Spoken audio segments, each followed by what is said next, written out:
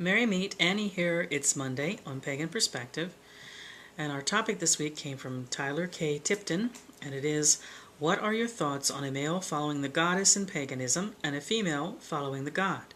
Do you feel that the sex of someone should determine if they follow the goddess or the god in their pagan life? I'm male and beginning to learn about paganism. I feel that I connect more to the goddess, but I have noticed from reading things and watching videos that males tend to lean more toward the god and females to the goddess. It made me stop and think about the men and the women that I know, and do we relate more to the god or the goddess of the Wicca? Because I am speaking from that experience, and we all relate to both. And it is because we are drawn to this religion, because of that we can relate to all aspects of both of our deities, God and Goddess.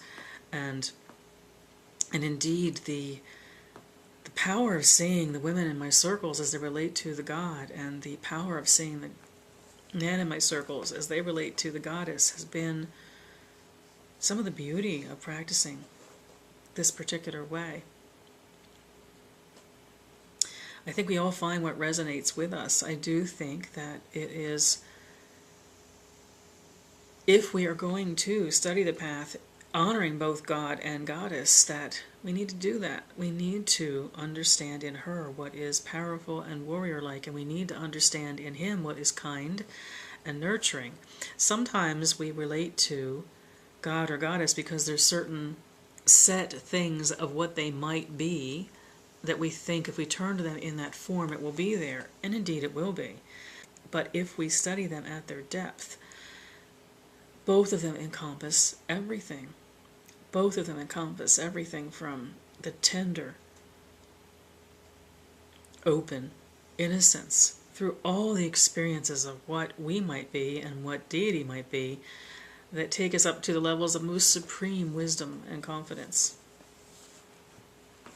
So I would encourage, if you are studying a path that has both God and Goddess in it, that you try to relate to them in all of their many, many different aspects. They're so layered, they're so available to us in so many different ways. If you are feeling at the moment that you are connected more to Goddess, think about why. Think about why that might be. And if you are exploring a path that includes Goddess and God, then seek out that which you are adoring in her in the experiences of what the male divine might also be.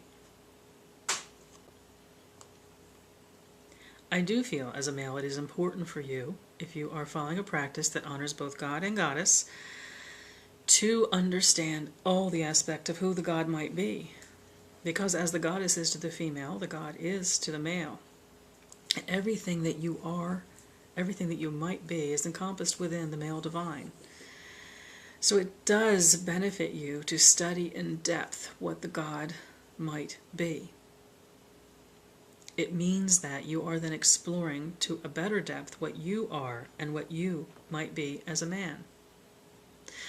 And that's not limiting in any way, because my firm take on what the gods are, what they have been to me throughout my years of practice, has been each of them is infinite.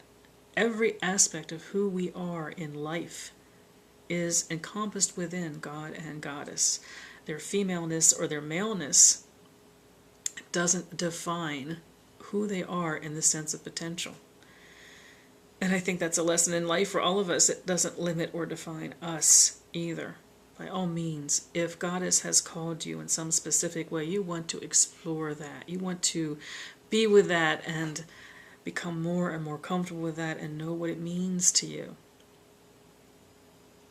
When I think of the men in my circles and their adoration of Goddess, it has been pure and powerful, and it has allowed them to explore who the women they know are, who their mothers and sisters and friends and lovers are. And it has also taught them what the God is that reflects some of those very, very same things they've come to love in the Goddess. So to them it's all encompassing. Full devotion to the Goddess, at the same time full devotion to the God. Not a separation of Goddess is specifically this and God is specifically that, but each of them encompassing the all. in the traditional Wiccan way of looking at it, we have at the level of the god and the goddess of Wicca, the concept of the goddess of she who is eternal. Presents us with constantly changing faces, but is always, always goddess. And our God, the power of our relationship to him at the level of the god and the goddess of the Wicca is that he is born and he dies. So the two of them at that level have very different experiences and very different things we can relate to as pagans, which is that which is eternal and never really changing at the core, no matter the faces it gives us. And that which is ephemeral, which comes to life, experiences, grows, matures, and then passes. And if we are not relating, if we are Wiccans, to the god and the goddess as equal, in the way we offer our devotion and the way we study and relate to our gods, if we are not in tune, men or women, with the god, we may not be in tune with the very preciousness of who we are, because we, like the god, have limited existence. We have a set definition of birth and death and what we do with the time in between and the decisions we make. So because I am Wiccan, it's about goddess and god to me, and I don't know if you're investigating a path that has both god and goddess, or you are at this point in your life just being with who is going to reach out to you, who is going to bring meaning to your life, in which case glory in the fact that goddess is speaking to you. But also explore what the god might be.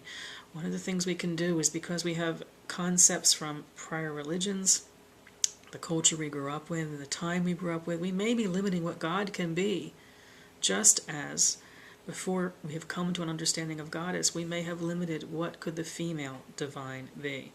I always encourage exploration of both god and goddess, but if at the point in your study you are simply opening up to possibility and she is the one who is reaching out to you, then be open to her and enjoy what she brings you and learn from it, and then decide what you need it to be from that point forward, and what you want in your life in the way of the deity you choose to relate to. I wish you mirth and reverence. Merry part.